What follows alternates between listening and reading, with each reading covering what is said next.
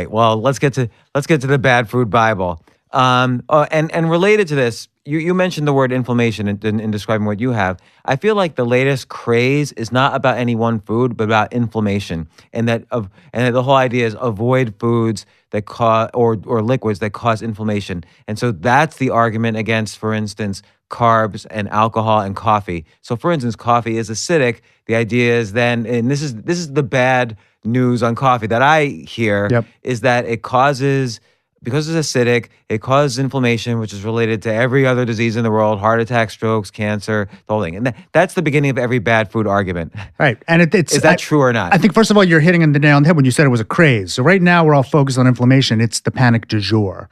I don't think there's a lot of good evidence that that's necessarily going to hold out, that that's true. But even then, there's almost no link between the foods that you're describing and the terrible diseases that you're describing with respect to inflammation. And with coffee, especially, coffee's been better studied than almost anything else, even with randomized controlled trials.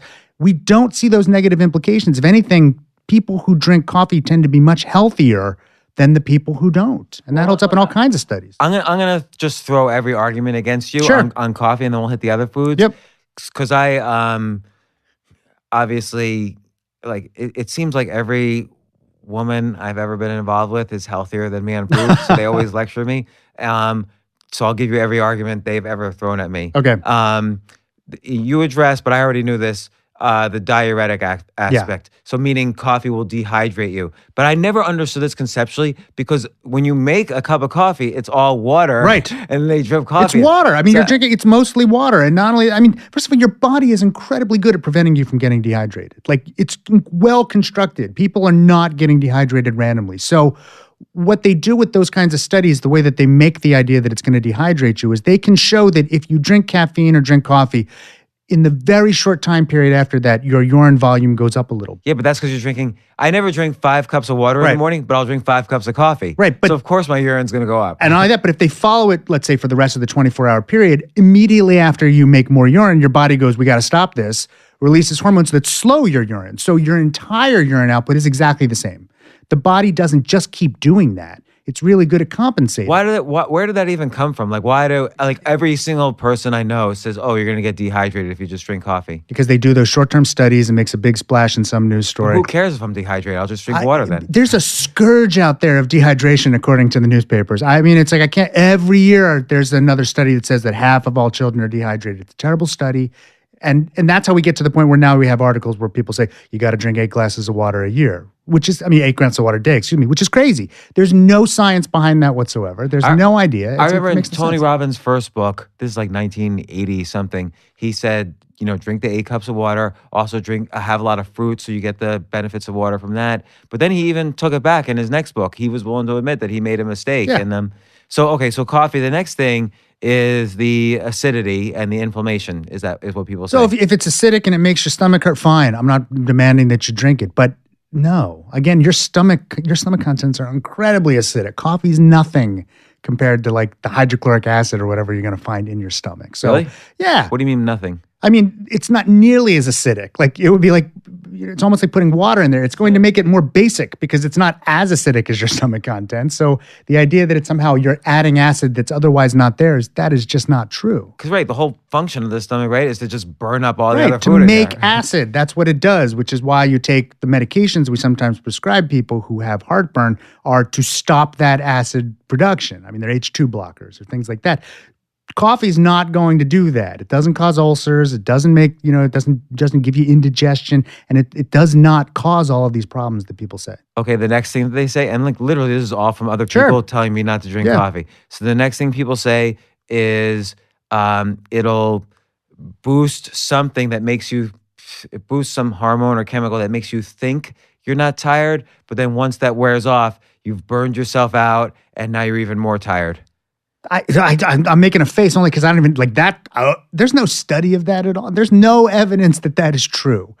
There's no idea that you're artificially boosting things and then there's some kind of collapse. It's not even that you're artificially boosting things. Is that you're suppressing the chemical that makes you think you're tired.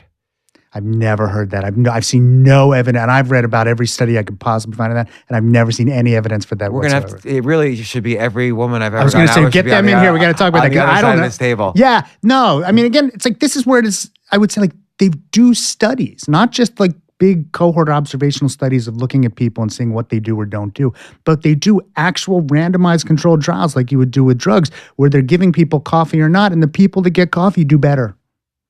So they do better in what?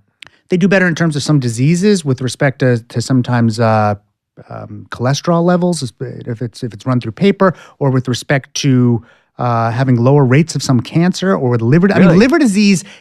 Why does coffee help with that? No one knows. I mean, that's a really good question.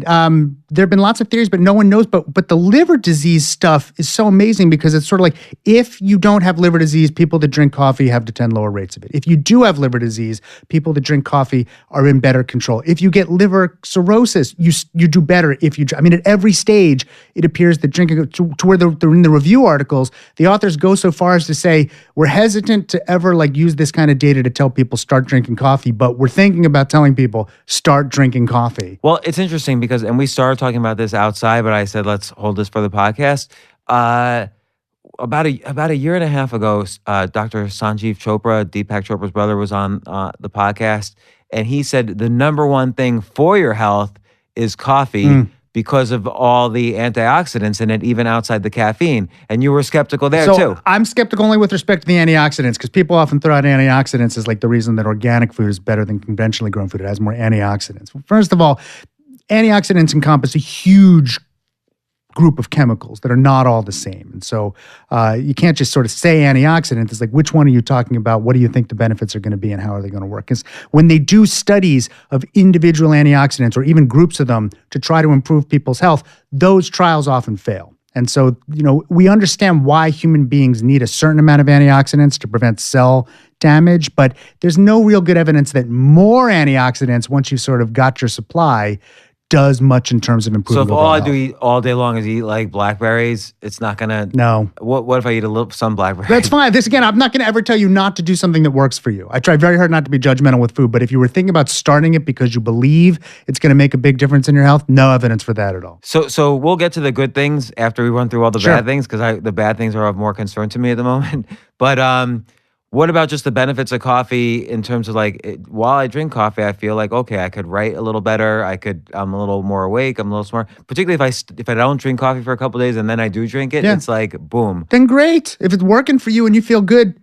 Why does caffeine work?